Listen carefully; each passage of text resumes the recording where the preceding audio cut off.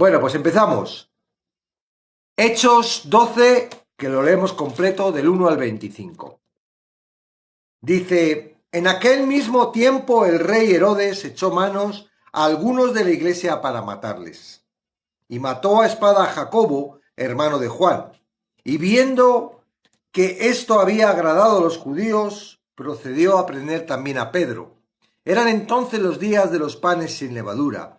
Y habiéndole tomado preso, le puso en la cárcel, entregándole a 4 grupos de 4 soldados cada uno para que le custodiasen, y se proponía sacarle al pueblo después de la Pascua. Así que Pedro estaba custodiado en la cárcel, pero la iglesia hacía sin cesar oraciones a Dios por él.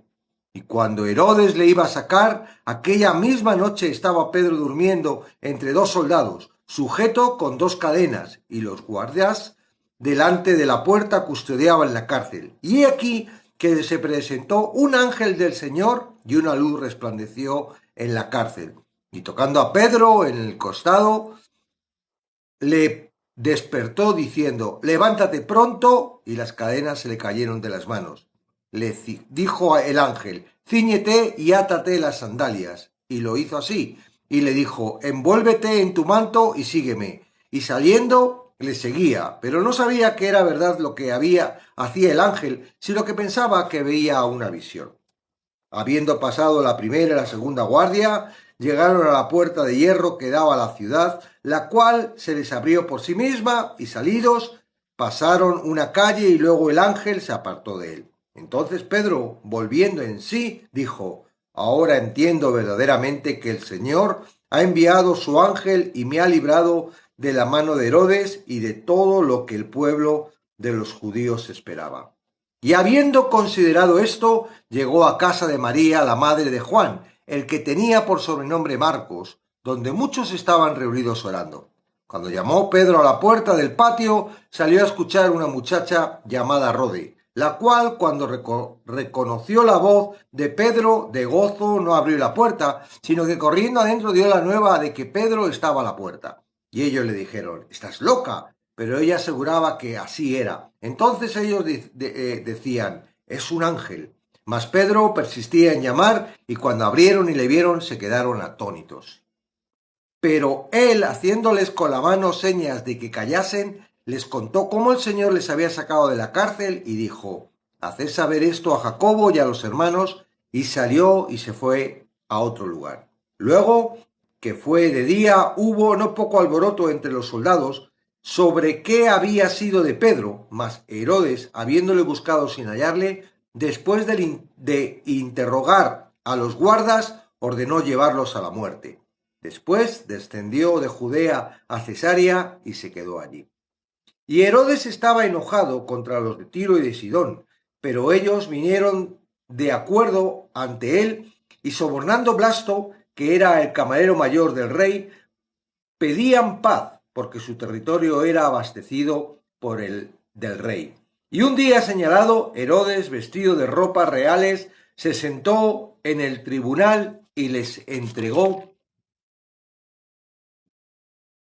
y les arrengó, perdón. Y el pueblo aclamaba gritando, voz de Dios y no de hombre. Al momento un ángel del Señor le hirió por cuanto no le dio la gloria a Dios y expiró comido de gusanos.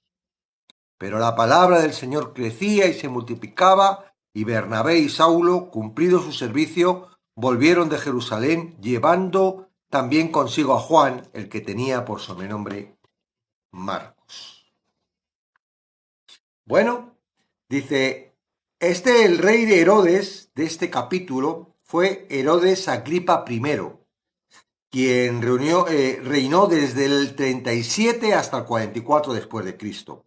Era nietos de Herodes el Grande, quien mandó matar a los niños cuando el nacimiento de Jesús. O sea que no era ese Herodes el que colocamos en el nacimiento, es otro Herodes, ¿vale?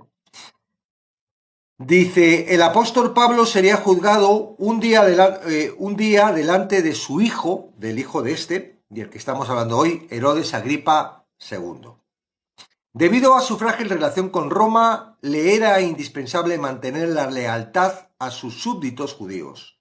Una manera de agradarle el favor de sus autoridades judías residentes fue perseguir a la odiada secta de cristianos, especialmente a los apóstoles. Uno de estos fue el amado apóstol Jacobo, hermano de Juan, a quien Agripa ordenó matar a espada. Jacobo se convirtió, por tanto, en el primero de los apóstoles que padeció martirio. Que él fuera ejecutado a espada sugiere que las acusaciones en su contra incluían llevar al pueblo a extraviarse tras dioses falsos. Viendo que el arresto y la ejecución de Jacobo había agradado a los judíos, decidió huir por demás. Razonó que el arresto y la ejecución de Pedro, el líder reconocido de los cristianos, lo congraciaría para siempre con sus súbditos judíos. Por tanto, durante los días de los panes sin levadura, la semana festiva después de la Pascua, Agripa procedió a prender también a Pedro. Astutamente eligió la Pascua, cuando Jerusalén se llenaba de peregrinos judíos devotos. Eso garantizaría máxima cobertura de su acción. Como muchos antes que él, Agripa iría a aprender la manera difícil. Como muchos antes que él, Agripa iría a aprender la manera difícil, la locura de pelear contra Dios. 3 razones para no pelear contra Dios resaltan este capítulo de Hechos 12. No se puede contender con su poder, no se puede evitar su castigo y no se pueden frustrar sus propósitos. Vamos a ver el primero. No se puede contender con el poder de Dios. Mientras Pedro estaba custodiado en la cárcel, la iglesia reaccionó como por lo general haría cuando enfrentaba persecución. Hacían sin cesar oraciones a Dios por él. Ellos sabían que únicamente Dios tenía el poder para liberar a Pedro. Herodes creyó que tenía la situación bajo control. Sin embargo, Dios tenía otros planes. En los planes de Herodes para ganarse el favor de los judíos había un error grande y fatal. No consideró lo que Dios podría hacer. Dios tenía más ministerio para Pedro y no quería que lo ejecutaran todavía. Después que un ángel liberara de forma sobrenatural a Pedro, Herodes descubrió la misma verdad que ya antes había aprendido el concilio, que ninguna cárcel puede contener a quienes Dios quiere libres. Pedro llegó a casa de María, la madre del compañero de Pedro, Juan Marcos, donde estaban muchos de los creyentes orando, y después del incidente de la chica que fue a abrir, todos fueron animados por el poder de Dios. Después de dar aviso a Jacobo, no el apóstol martirizado, sino el hermano del Señor, habiendo hecho eso, Pedro salió y se fue a otro lugar. Lucas no nos dice a dónde fue el apóstol. Independientemente de a dónde haya ido, Pedro se desvanece de la escena en cuanto se refiere al registro de hechos. Aparte de su breve aparición en el Concilio de Jerusalén, eso está en Hechos 15, esta es la última vez que sabemos de este apóstol. De aquí en adelante la historia gira alrededor de Pablo y su ministerio. La repentina y misteriosa desaparición de Pedro de una celda protegida eficazmente causó conmoción entre la Guardia Armada. Después de juzgar y ejecutar a los guardias infractores, Herodes, indignado, descendió de Judea a Cesarea y se quedó allí. Su plan le había fallado y necesitaba unas vacaciones para recuperarse. Por desgracia para él, no aprendió que no se podía pelear contra Dios. Esa equivocación que le costó con los judíos a Pedro y su prestigio como gobernante, en poco tiempo costaría la vida del mismo Herodes. El segundo punto es: no se puede evitar el castigo de Dios. Varios meses había pasado desde la fuga de Pedro cuando, por razones que se desconocen, Herodes estaba enojado contra los de Tiro y de Sidón. Ellos se hallaban fuera de la jurisdicción de Herodes, pero desde la época del Antiguo Testamento su territorio era abastecido por el del rey. Dándose cuenta del peligro de tener a Herodes enojado, los de Tiro y de Sidón vinieron de acuerdo ante él y sobornando a Blasto, que era el camarero mayor del rey, pedían paz. El bloqueo económico de Herodes era agobiante y les era necesario hacer la paz con él de inmediato. Con él de inmediato. Persuadieron, seguramente con dinero, a Blasto, que era camarero mayor del rey, para que actuara como intermediario. Herodes acordó las condiciones, pero para demostrar más su valía, sometió a los embajadores de las dos ciudades a un espectáculo. Un día señalado, Herodes, vestido de ropas reales, se sentó en el tribunal y les arrengó. Se habían reunido en el anfiteatro construido por el abuelo de Agripa, Herodes el Grande. Sobrecogido por el esplendor del rey, o más probablemente tratando de halagarlo, el pueblo aclaraba gritando: «¡Voz de Dios y no de hombre!». La respuesta de Dios fue inmediata. Al momento un ángel del Señor le hirió, por cuanto no dio la gloria a Dios, y expiró comido de gusanos. Según Josefo, Herodes sobrevivió 5 días, en medio de un terrible dolor. A pesar de toda su pompa y majestad, sufrió una muerte ignominiosa y vergonzosa. Así terminó el reinado y la vida del hombre que se había atrevido a tocar a 2 de los apóstoles de Dios. El delito por el que se le ejecutó fue que no dio la gloria a Dios. El mismo delito por el cual serán condenados todos los no regenerados que rechazan a Dios. Y la tercera es que no se puede frustrar los propósitos de Dios. Después de esto, Lucas nos mantiene al día en cuanto al crecimiento de la Iglesia, informándonos que, a pesar de la furiosa oposición de los hombres, la palabra del Señor crecía y se multiplicaba. Después de establecer la realidad de que es imposible frustrar los propósitos de Dios, Lucas cita como ejemplo a Bernabé y a Saulo, quienes, cumplido su servicio, volvieron de Jerusalén. Habían terminado su misión de llevar alivio del hambre a la iglesia en Jerusalén. Esa misión se realizó tras la muerte de Herodes. Este murió, pero la iglesia a la que persiguió siguió viviendo. Los versículos 24 y 25 marcan una transición importante en Hechos. Presentan de nuevo al apóstol Pablo, de cuyo ministerio se ocupará principalmente el resto de libros de Hechos. Bueno, pues vemos ahí, ¿verdad?, un montón de cosas que ya conocemos y ya que hemos oído y que nos han predicado, ¿verdad? Pedro saliendo de la cárcel de una forma totalmente milagrosa. Más milagrosa que esa, imposible, porque estaba atado con lados, o sea, ni se dieron cuenta. Los pusieron ahí a dormir a todos y el ángel hizo lo que quiso. Bueno, el poder de Dios es incalculable y puede hacer lo que quiera, como quiera y cuando quiera. O sea, no, eso no hay que dudarlo, ¿no? Y aquí hay una demostración de ese poder, ¿no? Por lo que sea, bueno, no evitó que muriera el otro apóstol, Jacobo, pero sin embargo Pedro no estaba dispuesto a morir. Yo por eso cuando vino lo del COVID tenía mucho miedo por todo lo que estaba escuchando en la televisión, más que miedo por mí, sino porque, como decían, que si tú lo cogías y lo podías contagiar a otras personas que eran más sensibles y que podían estar en riesgo de muerte, pues podía matarlas.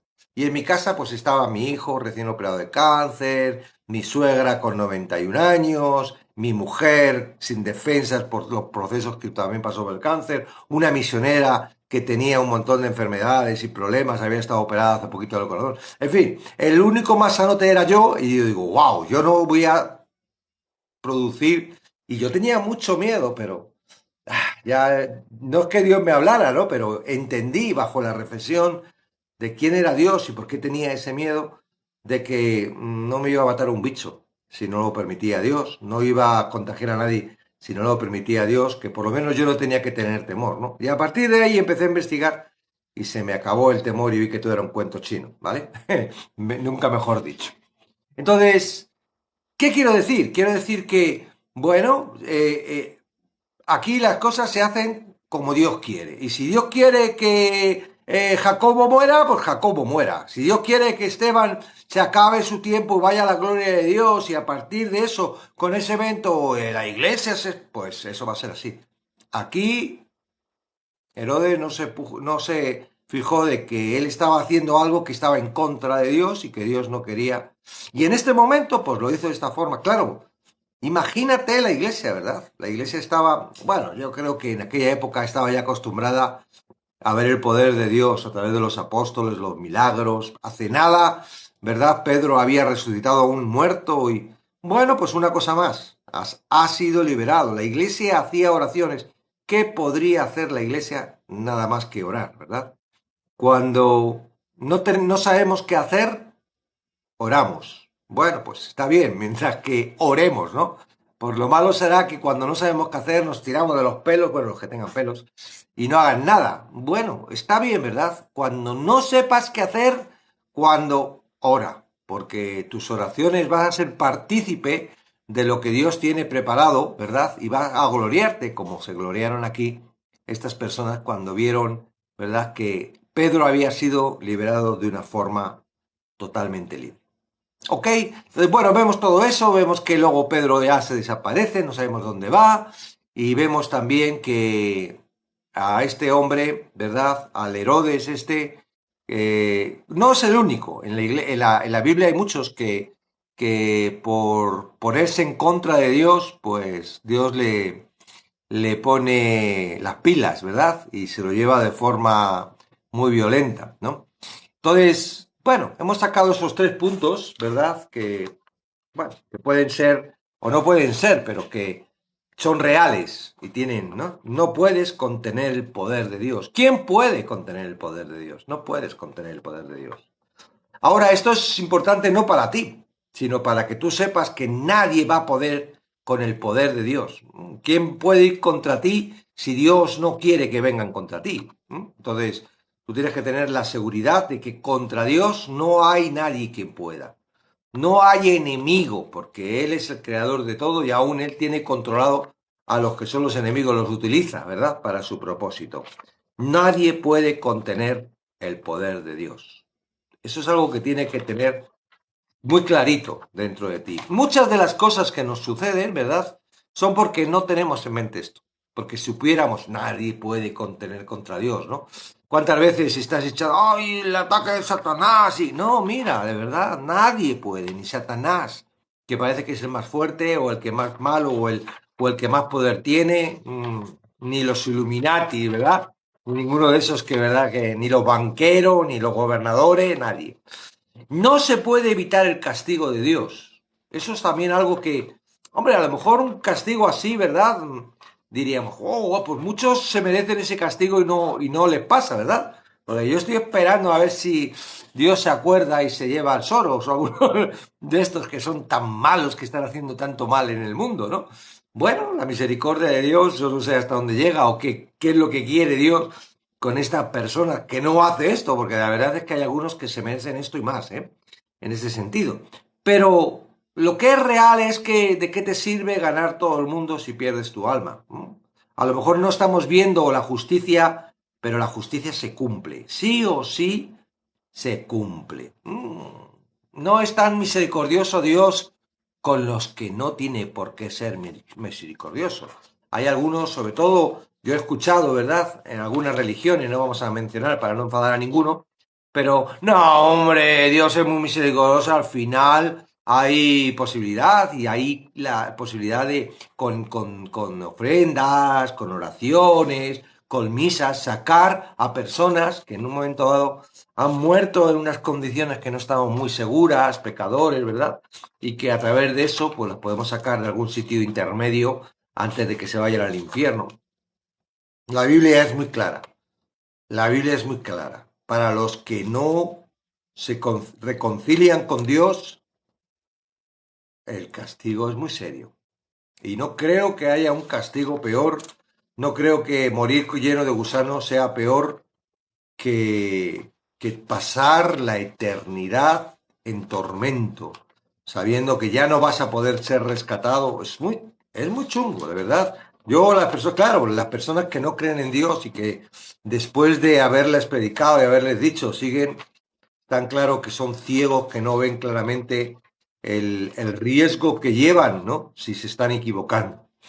Entonces, y por eso cuando a veces nosotros queremos, dice, mira, si tú te equivocas, pierdes mucho, si yo me equivoco no pierdo nada, ¿no? Porque si no hay nada, no hay nada, pero como, uy, como te equivoques tú, es tremendo el problema, ¿no? Entonces, no se puede evitar el castigo de Dios. Eso es importante.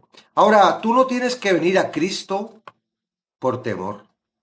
Tú tienes que venir a Cristo porque realmente entiendas quién eres, en la posición que estás de separación de Dios, que esa separación de Dios te hace estar en una posición de pecado, que por mucho que te creas que eres bueno y que haces las cosas bien, eres malo, porque la naturaleza humana es mala.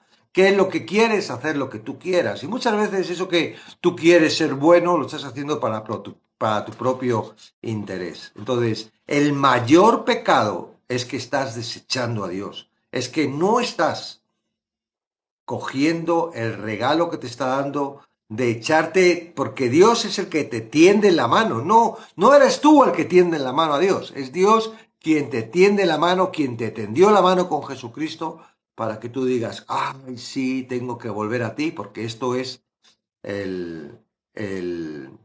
Ojalá pudiera coger.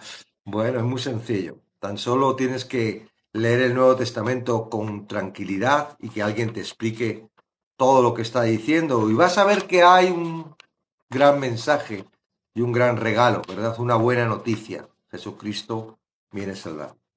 Y lo último, no se pueden frustrar los propósitos de Dios. Bueno, eso a mí me da una seguridad tremenda, ¿verdad? Porque muchas veces pensamos, ay, me he equivocado, pero porque te equivoques los planes de Dios no se frustran. Porque, ¿sabes una cosa? Dios sabe mucho antes de que te equivoques que te vas a equivocar. Entonces Él juega con ventaja, ¿no? Y no vas a frustrarle los planes. Primero porque no dependen de nosotros, solo dependen de Él. No dependen de nosotros, solo dependen de Él. El mayor problema que tenemos los humanos es que creemos que somos indispensables. Y para Dios somos indispensables, pero para la relación, para el amor. Él ha decidido amarnos incondicionalmente, siendo como somos. ¿Mm? Bueno, nos construyó, nos fabricó, nos diseñó, nos creó, y Él sabe cómo somos, y Él sabe, ¿no? Y los musulmanes dicen que nos convirtió erróneos y por eso pecamos. Yo creo que nos convirtió. Lo único que necesitamos salir de esta sustancia y vamos a salir.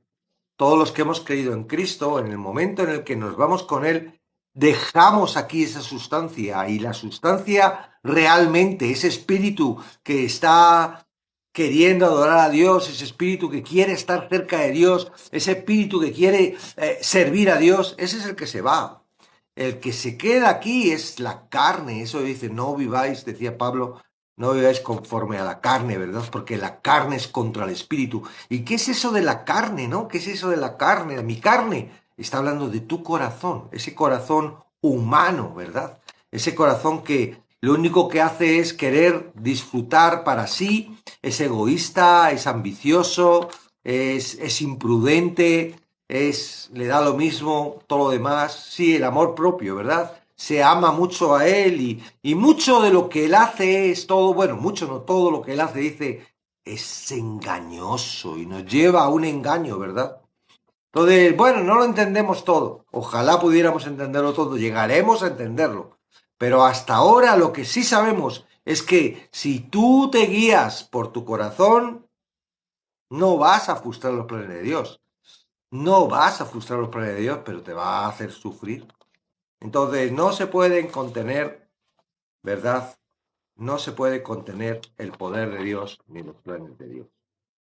No pelees contra Dios, es la frase que tengo aquí hoy y vamos a entrar dentro de esto. ¿Cómo podemos pelear contra Dios? Bueno, hay dos opciones. Yo quiero hoy hablar de dos cosas. Una, tú puedes pelear contra Dios estando en Dios. ¿Cómo puedes pelear contra Dios estando en Dios? Pues dirigiéndote por tu corazón. Pero entendemos que eso lo único que hace es traerte frustración, traerte dolor, traerte... Y eso Dios lo utiliza ¿para qué? Para mostrarte lo que tú eres. Constantemente nosotros necesitamos que Dios nos muestre lo que somos, porque si no, nos vamos hacia lo que nosotros queremos o hacia lo que el corazón quiere. Entonces, la idea es que cada día, en esa verdad que el Espíritu Santo nos está revelando, ¿verdad? Cada día nos damos cuenta que tenemos que caminar a la luz de la palabra más que a la luz de nuestros pensamientos o nuestro corazón. Sergio San, vamos para arriba, Sergio. Voy a abrir un segundo.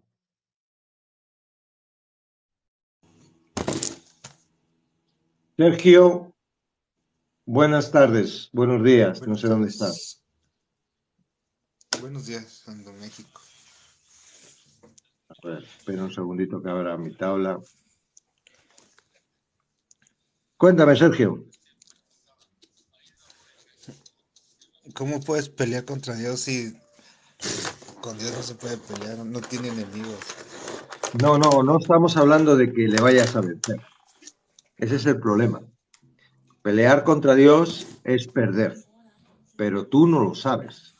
¿Cómo se puede pelear? Pues, porque no tienes el conocimiento de lo que es Dios. Claro, ¿tú crees que este hombre del que estábamos hablando hoy, el Agripa, sabía quién era Dios? Pensaba que él podía, que era otro Dios de los dioses esos que inmundos que tiene, que no hacen nada, ¿no? Que son ahí quietos.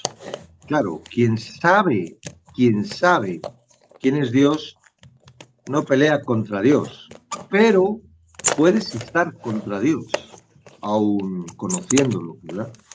Tus decisiones, si son tomadas del corazón, ¿qué decía Pablo? No andes en la carne, sino en el espíritu, porque las cosas de la carne son contra. ¿Ves? Ahí estás peleando contra las cosas del espíritu, que son las cosas de Dios. Entonces, claramente es absurdo, ¿no? Quien conoce a Dios y sabe que a Dios no se le puede vencer, es absurdo. Entonces, bueno, la mente humana nos lleva a esa confusión, el corazón nos lleva a esa confusión de que podemos hacer, ¿no? ¿Cuál fue el problema de Satanás? Creía que iba a poder ponerse como Dios, contendió contra Dios. ¿Cuál fue el problema de Adán y Eva, ¿no? En el huerto. Creyó a la serpiente de que iba a ser como Dios. En realidad, eso es parte, ¿no? De querer contener contra Dios, pelear contra Dios, ¿no? Entonces, por eso el título, ¿no? Pelees contra Dios, ¿no? Date cuenta de que a Dios no se le puede vencer, ¿no? Ok, sí, de acuerdo. Muchas gracias. Ok, Sergio, ¿dónde eres? México. Ah, de México. Ok, fantástico. Sergio 5, no te tenía aquí registrado. Oh, sí, sí te tengo, aquí, Sergio. ¿Tú eres cristiano, Sergio? Cristiano, sí, porque creo en Cristo. Pues todos somos cristianos, venimos de... Uy, tu respuesta me pone alerta. Tu respuesta me pone alerta. Sí. Sí, sí, póngase alerta. Sí, me pongo alerta, ¿no? Bueno, si estás creyendo en algo distinto a lo que estamos predicando, te animo a que venga los viernes, que es el día de discusión. Hoy Ok, estamos trabajando con este estudio. gracias. Ok. Hasta luego. Paz y Dios Hasta quede en su luego, corazón. Sergio. Gracias a ti por subir. Bye. Te bajo, vale. Bueno, ha sido considerable y no ha traído. Bueno, claramente estaba pensando por ahí algo que no es muy popular, ¿no? Y que trae alguna complicación. Pelear contra Dios. Entonces, bueno, claramente uno siendo cristiano podemos estar no peleando contra Dios, pero sí yendo en contra de los planes de Dios, ¿no? ¿Por qué? porque caminamos a través de nuestro corazón. Nadie nos enseña, ni nuestros padres, ni en el colegio, ni hay carreras universitarias, ni hay estudios específicos que nos enseñen lo que es el mundo del corazón. Claramente porque hay un interés claro en el mundo de no mostrártelo, porque el corazón, dice la Biblia, dice la palabra, que es engañoso, ¿verdad? Engañoso. Entonces, si tú en un momento dado tienes a alguien aquí engañoso, que tú no sabes que es engañoso, pues, ¿qué está haciendo? Todo el día engañándote. Te está engañando, ¿verdad? Entonces, ¿qué sucede si en un momento dado te enseñan y te dicen, oye, mira, que ese corazón que tienes no es tan... que lo que tú sientes, lo que tú piensas, eh, va dirigido a algo malo hacia ti? Digo, pero ¿cómo va a ser si soy yo mismo? Digo, sí, pues será tú mismo.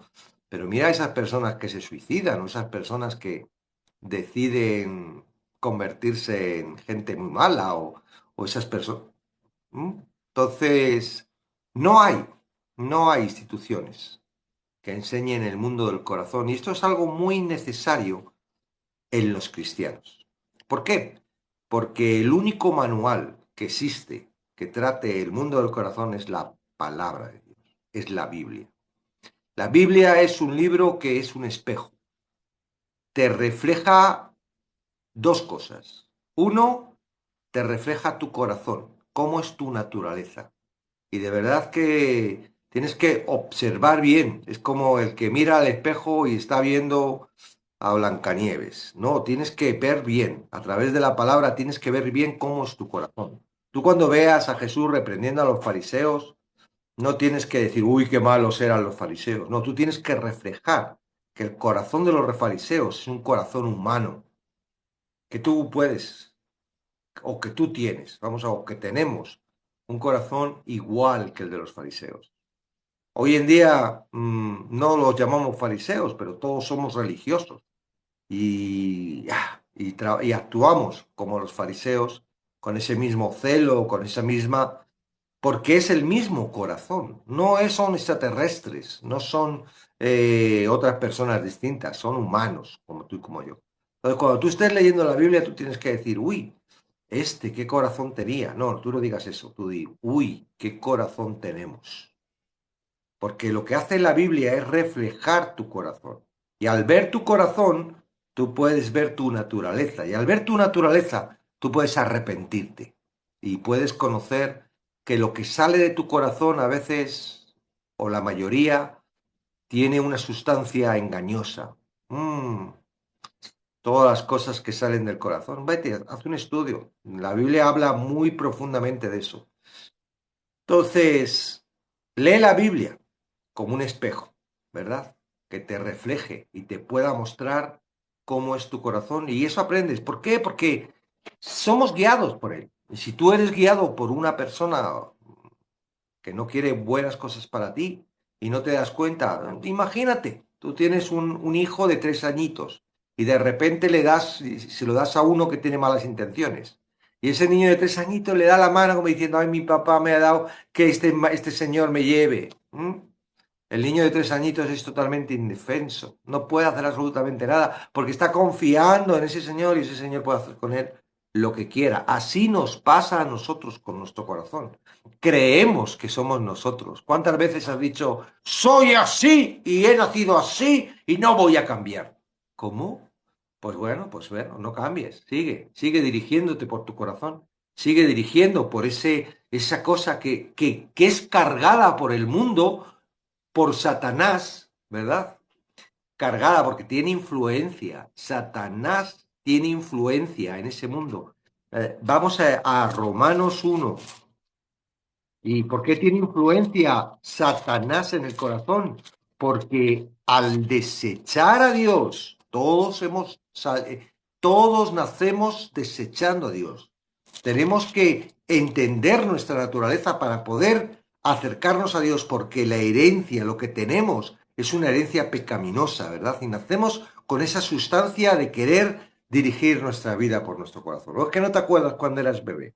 Bueno, de bebé no te acuerdas, pero cuando eres niño, a ver, acuérdate de alguna pataleta que has hecho porque querías algo, ¿verdad? Te gustaba el juguete que tenía el vecinito o el amigo y pataleaste y lloraste y le rompiste la media a tu madre, ¿verdad? O, ¿cuántas veces, no? Cuando ya en tu edad, no adolescente todavía, no estoy llegando a la adolescencia, ¿no? Has querido hacer las cosas, sabías que estaban mal y te has escondido para hacerlas, a ver si evitabas. Y algunas veces has evitado de que te pillaran y estabas contento y eso te ha afianzado y te ha hecho más experto. ¿Para qué? Para seguir haciendo cosas mal, si que te vieras sabiendo que eran cosas malas. Eso es imposible. No hay nadie que pueda levantar la mano diciendo, no, yo nunca he querido hacer algo malo. Está dentro de nosotros esa naturaleza. Y esa naturaleza es porque Dios, Romanos 1, en nuestra desviación, ¿verdad? En nuestro no querer reconocer a Dios, ¿verdad? Dice Romanos 1, 21, pues habiendo conocido a Dios, no le glorificaron como a Dios, ni le dieron gracias, sino que se envanecieron en su razonamiento, ¿verdad? Nuestro razonamiento, y su necio corazón fue entenebrecido, y su necio corazón fue entenebrecido. Tenemos un corazón necio, ¿verdad? Y encima entenebrecido.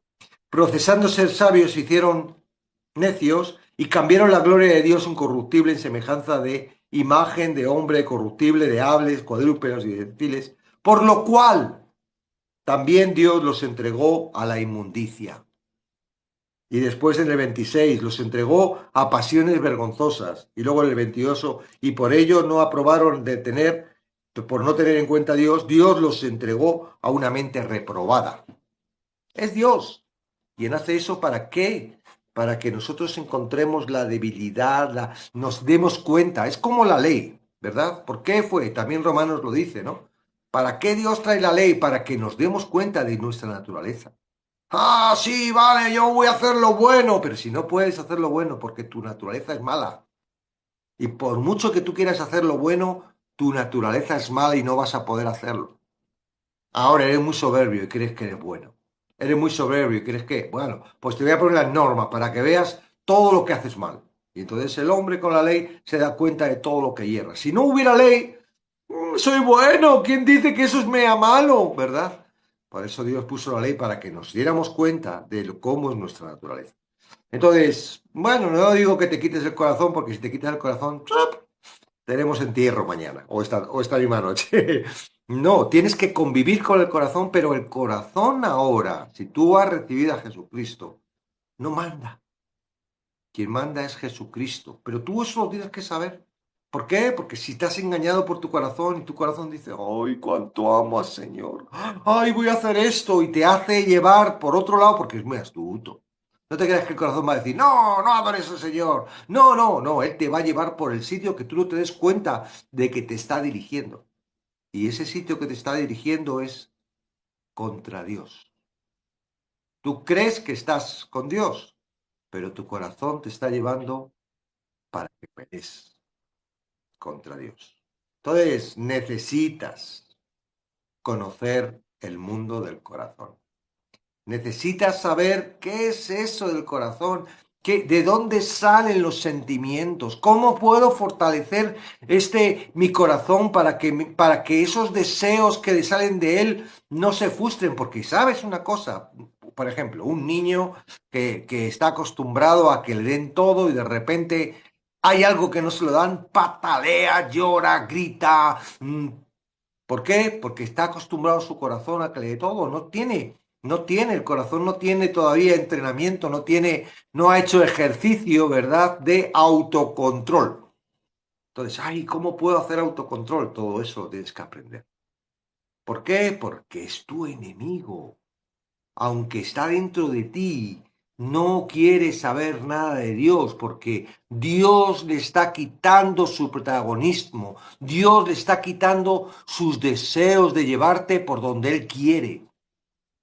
Entonces, y lo más importante, Satanás tiene influencia, nos engaña y nos miente, nos mete deseos, dice, Dios, Satanás metió el deseo en Judas. ¿Ves? Le metió Satanás el deseo. Él tiene capacidad, señores. Judas era apóstol. Estaba con Jesús, veía los milagros de Jesús y Satanás tenía. A Pedro le metió, no, por favor, no vayas a morir, no vayas a hacer eso. Apártate de mí, Satanás. Entonces, es importante, no nos enseña, la iglesia no nos enseña. ¿Y sabéis por qué? Porque la mayoría de las iglesias, y eso lo estamos aprendiendo con lo de los viernes, ¿verdad? De los carismáticos, están acostumbrados a que trabajan con el corazón. Toda la parafernalia esa del Espíritu Santo es para creer que el corazón es algo que el Espíritu Santo... ¡Ay! ¿No ves que son sensaciones? ¡Ay, he sentido lo que el Espíritu Santo me ha dicho! ¿Cómo? ¿Has sentido? ¿Viene de tu alma? ¿Viene de tu corazón? Cuidadito, porque tu corazón es muy mentiroso. Entonces puedes estar peleando contra Dios creyendo que es Dios quien te está hablando y no, no. Te estás siendo engañado por el corazón y te está llevando a, vamos, haz obras, vamos, agrada a Dios, uy, Dios no te agrada, uy, qué mal, Dios está enfadado contigo por lo que... Y eso te lleva a situaciones muy incómodas de temor, de frustración, de debilidad, de falta de amor, de... ¿Y dónde está el fruto? Te lo come. ¿Por qué? Porque el pámpano ese que tenía que estar ahí dirigido por la palabra y por Dios, ahora está por los suelos. Y por los suelos no puedes dar frutos porque vienen los bichitos y se comen el fruto antes de que salga. Los pensamientos, los sentimientos, el temor, el rencor, montones de cosas quitan el fruto. ¿Y tú para qué estás? Sino para dar fruto. Entonces, es importante entender el mundo del corazón. Entonces, ¿cómo peleamos con Dios? Porque tenemos a alguien que está en contra de Dios dentro de nosotros, la carne. Y no es algo que yo lo digo, lo dice totalmente Pablo. La carne es contra el espíritu y el espíritu contra la carne. Por eso él habla, la palabra viene a decir, tú ahora te quedas quietecito. Ahora quien gobierna soy yo, porque este Señor se ha hecho siervo mío. Ya no, claro, cuando creemos en Jesucristo dejamos de ser esclavos de Satanás. Ya Satanás no puede, pero Él viene a tentarnos, Él viene, ya no nos puede gobernar, ya no nos puede dirigir, ¿verdad? Pero Él viene a entenebrecernos. ¿Para qué? Para que no tengamos una comunión con Dios. Sigue trabajando, porque si no, pues aceptaríamos a Cristo y todo sería feliz, no había ningún problema, no tendríamos. No, no, no, no, no, el corazón sigue ahí. Y ahora tiene que estar sometido a la palabra. Y eso es un trabajo que tienes que hacer. ¿Cómo? A través de conocer la verdad. Y en esto estamos trabajando.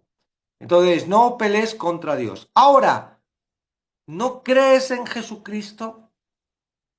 ¿No crees que Dios, el Dios de los cristianos, no crees en todo eso? Claramente, estás en el bando contrario. Estás en el bando en el que pelea contra Dios. Ah, no, porque yo no soy de esos ateos que voy ahí. No importa. Estás contra Dios. Estás en el bando. Perteneces al bando que está contra Dios. Y lo mismo que los que sí atacan, ¿verdad? Esos ateos que atacan, igual que esos demonios, ¿verdad? Que ponen en contra a las personas, contra los cristianos, contra Dios y contra todo eso, van a tener el mismo fin. Dice que el lago de fuego lo va a inaugurar Satanás y los demonios, pero van a ir después todos detrás. Los que le siguieron, los que siguen a la bestia, los que no han querido.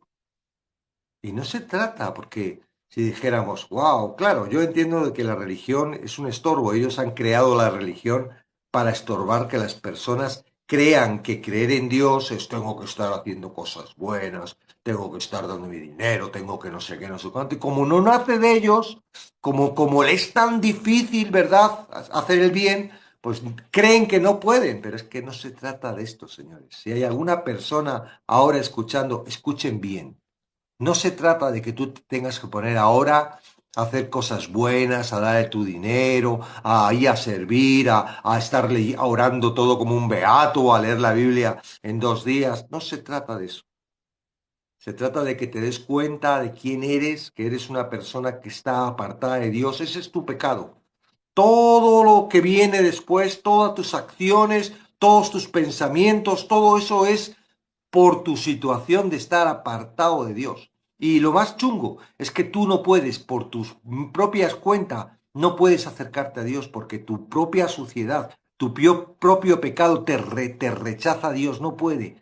Dios no puede acercarse a ti por como tú eres. Ahora, la buena noticia, el Evangelio, que significa buena noticia, es que Jesucristo pagó lo que tú tenías que pagar.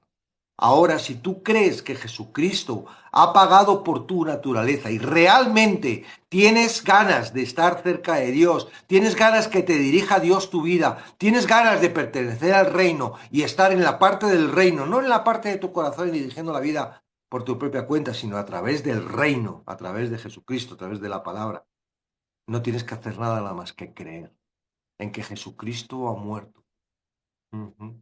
Para pagar. Lo que tú tenías que pagar, lo ha pagado Él. Esa es la misericordia, ese es el amor de Dios por ti. No se trata de que tú dejes de hacer lo malo. No te preocupes, tú cree en esto, que ya el Espíritu Santo viene en el mismo momento en el que tú crees que el sacrificio de Jesús te ha limpiado, te ha justificado. Justificado es que te hace justo. Es decir, tú vas a un tribunal y dices, ah, tú has hecho esto, esto, esto, esto. Dices, sí, Señor, yo he hecho todo esto, pero Jesucristo ha pagado por mí todo lo que yo tenía que pagar.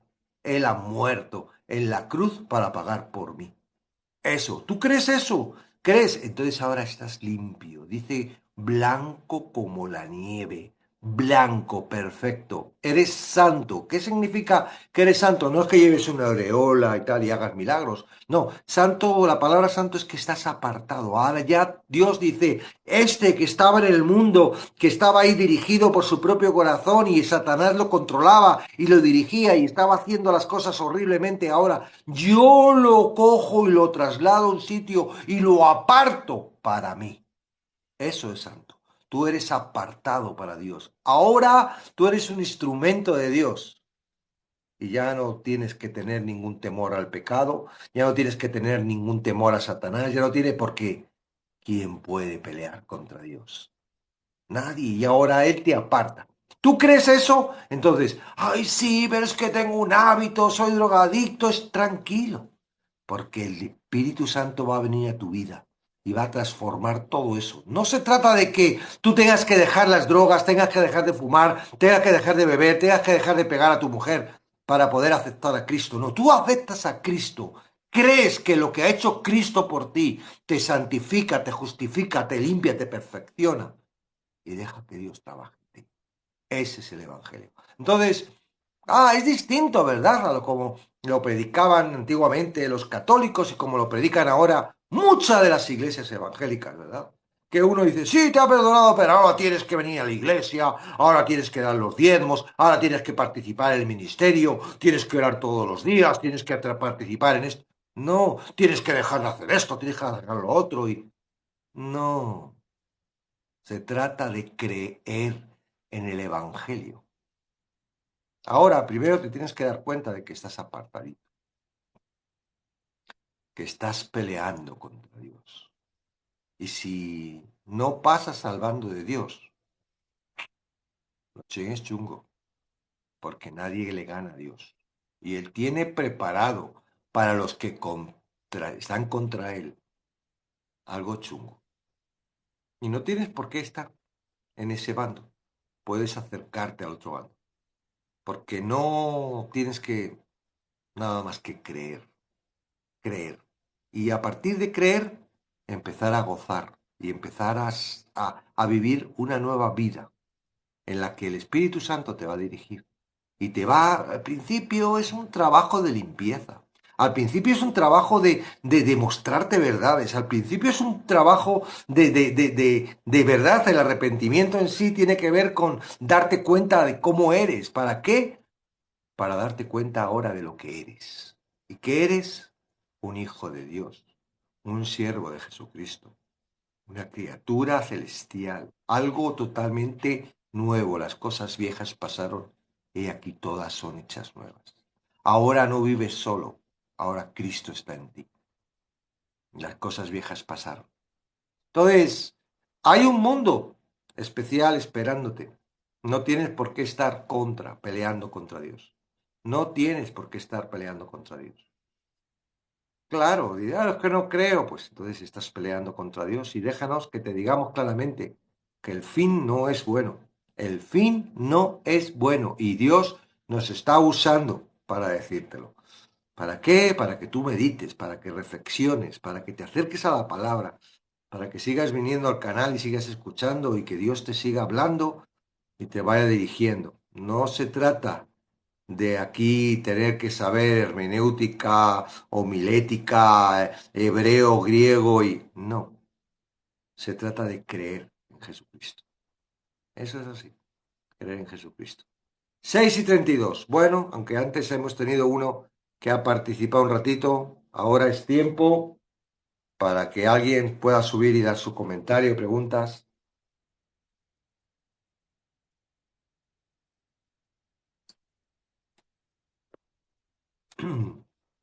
La palabra de Dios constantemente nos da confianza, ¿verdad? Y a mí este trocito de Hechos vuelve a darme confianza. Pedro en la cárcel, Dios fuera, ¿verdad? El otro ahí que quería hacerse Dios, fuera, gusanitos. Lo hizo gusanito. Entonces, seguimos teniendo la confianza de Dios. Eh, He escuchado prédicas, ¿verdad? De que Pedro estaba durmiendo y que que le mandó atar las sandalias, que le puso la capa. Hay un montón ahí, ¿verdad?, de prédicas y de cosas que quieren traer a los días de hoy. Yo creo que Dios puede hacer eso hoy. Claro que puede hacer eso hoy. Claro que puede hacer eso hoy. Ahora, que es lo que hablábamos, ¿verdad? El viernes y que los que estuvisteis pudieron ver. Lo que no creemos es que Dios dé el don a algunas personas para que estén constantemente haciendo eso. Es decir, que lo metan en la cárcel y puedes meterme en la cárcel que Dios me va a sacar. Ah, no te arriesgues. A lo mejor es que ha estudiado, ha estado investigando sobre escapología y se escapa con